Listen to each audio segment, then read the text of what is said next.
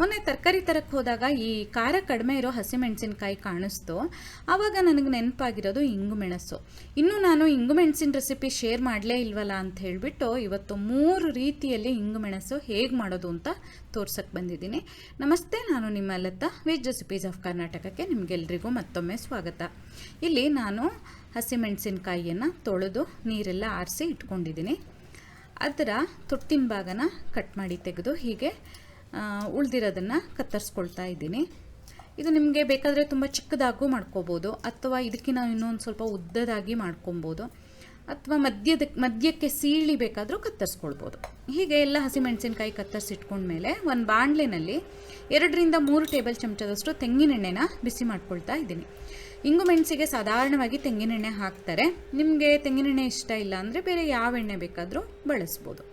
ಆನಂತರ ಅದಕ್ಕೆ ಒಂದು 2 ಚಮಚದಷ್ಟು ಸಾಸಿವೆ ಹಾಕಿ, 1 ಚಮಚದಷ್ಟು ಚೆನ್ನಾಗಿ ಪರಿಮಳ ಇರುತ್ತಲ್ಲ, ಸ್ವಲ್ಪ ಗಟ್ಟಿ ಹಿಂಗು ಬರುತ್ತಲ್ಲ, ಅದನ್ನು ಪುಡಿ ಮಾಡಿಟ್ಕೊಂಡಿದ್ದೆ, ಅದನ್ನು ಹಾಕ್ತಾ ಇದ್ದೀನಿ. ಪುಡಿ ಹಿಂಗೆ ಹಾಕೋದಾದರೆ ಇನ್ನೊಂದು ಸ್ವಲ್ಪ ಜಾಸ್ತಿ ಹಾಕ್ಕೊಳ್ಳಿ. ಆನಂತರ 1 ಚಮಚದಷ್ಟು ಜೀರಿಗೆ ಹಾಕ್ತಾ ಇದ್ದೀನಿ, 1/4 ಚಮಚದಷ್ಟು ಅರಿಶಿನ. ಇಲ್ಲಿ ಜೀರಿಗೆ ಮತ್ತು ಅರಿಶಿನ ಆಪ್ಷನಲ್ಲು, ಹಾಕದೇ ಇದ್ದರೂ ಪರವಾಗಿಲ್ಲ. ನಮ್ಮ ಮನೆಗಳಲ್ಲೆಲ್ಲ ಹಾಕ್ತಾರೆ, ಹಾಗಾಗಿ ನಾನು ಹಾಕಿದ್ದೀನಿ. ಹಾಗೆ ಸಾಸಿವೆ ಜೀರಿಗೆ ಸಿಡಿಯೋಕ್ಕೆ ಶುರುವಾದ ಕೂಡಲೇ ಕತ್ತರಿಸಿಟ್ಕೊಂಡಿದ್ವಲ್ಲ ಆ ಹಸಿಮೆಣಸಿನ್ಕಾಯಿಯನ್ನು ಹಾಕಿ ಚೆನ್ನಾಗಿ ಈ ರೀತಿ ಮಚ್ಚಿ ಹುರಿಬೇಕಾಗತ್ತೆ. ಒಂದು ಸ್ವಲ್ಪ ಉರಿಯನ್ನು ಕಡಿಮೆ ಇಟ್ಕೊಂಡು ಹುರಿದ್ರೆ ಒಳ್ಳೆಯದು, ಇಲ್ಲಾಂದರೆ ಸೀದು ಹೋದಂಗೆ ಆಗ್ಬೋದು. ಈ ರೀತಿ ಹುರಿಯೋ ಟೈಮಲ್ಲಿ ನಾನೊಂದು 2 ಚಮಚದಷ್ಟು ಉಪ್ಪನ್ನು ಸೇರಿಸ್ಕೊಳ್ತಾ ಇದ್ದೀನಿ. ಉಪ್ಪು ಬೇಕಾದರೆ ಆಮೇಲೆ ರುಚಿ ನೋಡಿ ಮತ್ತೆ ಕೂಡ ಸೇರಿಸ್ಕೊಳ್ಬೋದು. ನಿಮಗೆ ತುಂಬ ಖಾರ ಇಷ್ಟ ಆಗುತ್ತೆ ಅಂತಿದ್ರೆ ನೀವು ಖಾರ ಇರೋ ಹಸಿಮೆಣಸಿನ್ಕಾಯಲ್ಲೇ ಮಾಡ್ಬೋದು.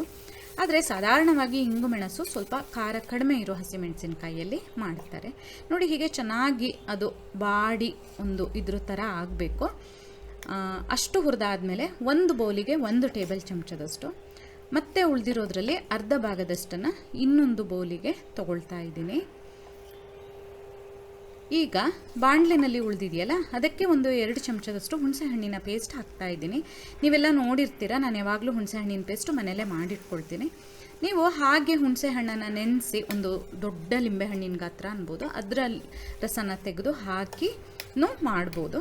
ನೋಡಿ, ಹೀಗೆ ಚೆನ್ನಾಗಿ ಅದು ಒಂದು ಗೊಜ್ಜಿನ ಥರ ಆಗಿ ಒಂಚೂರು ಎಣ್ಣೆ ಬಿಟ್ಕೊಳ್ಳೋಕೆ ಶುರುವಾಗುತ್ತೆ. ಅಷ್ಟಾದರೆ ಹುಣಸೆಹಣ್ಣಿನ ರಸ ಹಾಕಿ ಮಾಡಿರುವಂತಹ ಇಂಗು ಮೆಣಸು ತಯಾರಾಗುತ್ತೆ. ರುಚಿ ನೋಡಿ, ಉಪ್ಪು ಹುಳಿ ನಿಮ್ಗೆ ಇಷ್ಟ ಬಂದಂಗೆ ಹಾಕ್ಕೊಳ್ಬೋದು.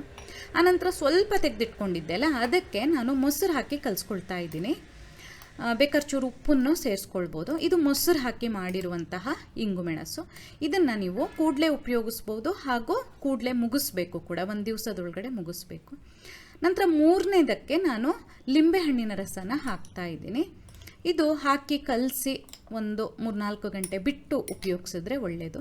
ಹುಣಸೆ ಹಣ್ಣಿದು ಮತ್ತು ಲಿಂಬೆಹಣ್ಣಿದನ್ನು ನೀವು ಕೆಲವು ತಿಂಗಳುಗಳ ಕಾಲ ಇಟ್ಟು ಬೇಕಾದರೂ ತಿನ್ಬೋದು. ಇದು ಮಲೆನಾಡಿನ ಒಂದು ಅಡುಗೆ.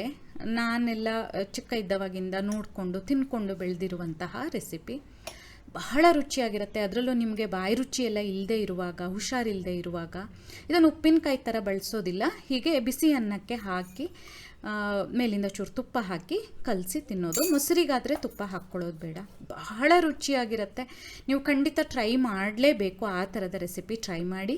ನಿಮಗೆ ಈ ವಿಡಿಯೋ ಇಷ್ಟ ಆದಲ್ಲಿ ಲೈಕ್ ಮಾಡಿ, ಶೇರ್ ಮಾಡಿ, ಕಮೆಂಟ್ ಮಾಡಿ. ಹಾಗೆ ನಮ್ಮ ಚಾನಲಿಗೆ ಸಬ್ಸ್ಕ್ರೈಬ್ ಮಾಡೋದನ್ನು ಮರಿಬೇಡಿ. ಧನ್ಯವಾದಗಳು.